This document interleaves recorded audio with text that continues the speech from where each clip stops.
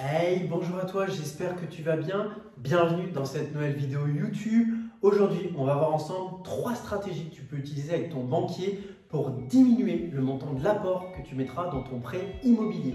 Je te souhaite un très bon visionnage.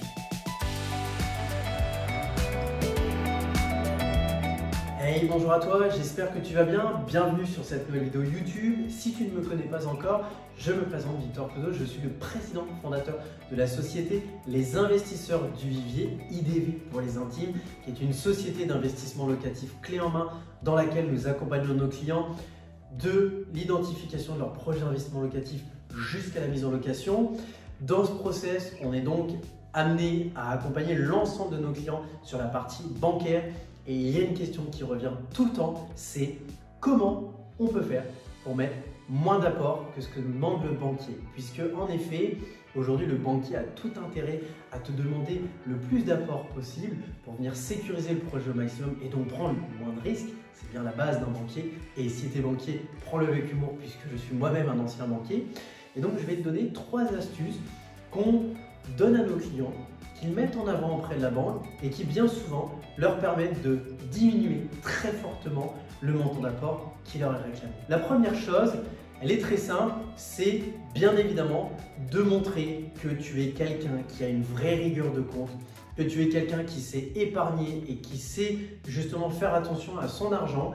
Et tu peux donc proposer au banquier de mettre cette somme qu'il aurait voulu que tu mettes en apport en ce qu'on appelle un nantissement. Le nantissement, c'est quoi? C'est un contrat d'assurance vie que le banquier va justement prendre en garantie où tu vas lui dire, bah voilà, vous me demandez, je dis une bêtise, 15 000 € d'apport, mais moi ce que je vous propose, c'est que je paye juste les frais de garantie, les frais de dossier qui correspondent à 2-3 000 et en échange, ces 15 000 €, je vous les mets à disposition sur un contrat d'assurance vie que vous allez bloquer pendant peut-être 3 ou 4 ans, ce qui correspond au délai pendant lequel vous avez le plus de risques de défaillance sur le prêt.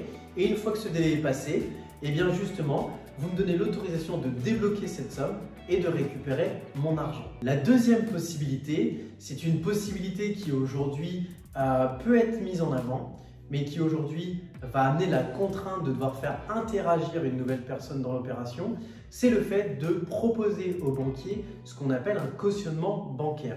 En effet, on peut dire au banquier, voilà, moi je ne veux pas mettre 15 000 € d'apport parce que je préfère garder mon argent. Mais si aujourd'hui vous estimez que je peux peut-être paraître trop fragile, eh bien ce que je vous propose, c'est que mes parents, par exemple, se portent caution bancaire pour moi et que si jamais je suis défaillant sur le projet, c'est eux qui prendront le relais. Et comme vous pouvez le voir, ils sont beaucoup plus avancés dans la vie que moi, ils ont une meilleure situation financière et donc aujourd'hui, pour vous, c'est une réelle aubaine. Et donc en échange, laissez-moi mon argent et je ne paierai que les frais de garantie et les frais de dossier. C'est quelque chose qui peut paraître très engageant sur le papier, mais si aujourd'hui vous êtes vraiment sûr de ce que vous faites, si tu es vraiment sûr de ce que tu fais et que tes parents sont vraiment dans la confidence et sont prêts à t'accompagner, c'est quelque chose que tu pourras mettre en place très facilement. Et on le voit, on a eu le cas au sein de la société, on a justement 3 clients qui ont utilisé cet argument et ils ont réussi à diviser par 10 l'apport qui leur était demandé. Et aujourd'hui, on sait très bien que jamais ils ne solliciteront leurs parents. Donc c'est quelque chose qu'il ne faut pas hésiter à mettre en avant, qui est très méconnu et qui pour autant est très apprécié par les banquiers. Et enfin, il reste une dernière chose, il reste une 3e stratégie qui est bien évidemment la stratégie en fait la plus bête, la plus simple, qui est en fait la stratégie du je demande. En effet, si aujourd'hui on ne demande pas au banquier, on ne peut pas avoir.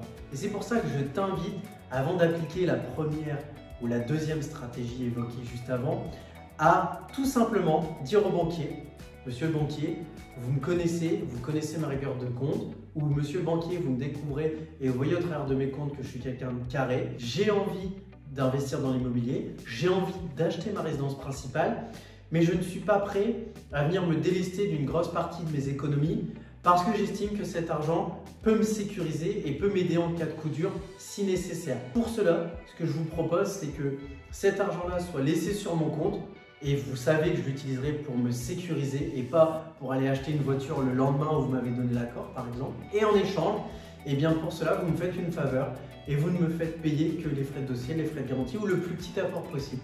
Et c'est très bête, mais en fait, dans les clients qu'on accompagne, eh bien plus de la moitié, juste en mettant ça sur la table, arrivent à faire diminuer leurs apports de quasiment par 2. Et donc, vraiment, n'oublie pas que c'est en demandant qu'on obtient les choses. Et voilà, cette vidéo touche à sa fin. J'espère qu'elle t'a plu. En attendant, si c'est le cas, je t'invite vraiment à laisser un pouce bleu et à t'abonner si ce n'est pas encore fait pour que tu puisses chaque semaine jouir de 2 vidéos 100% gratuites qui t'apportent un maximum de valeur. Et en attendant, je te dis à très bientôt pour de prochains investissements. Ciao!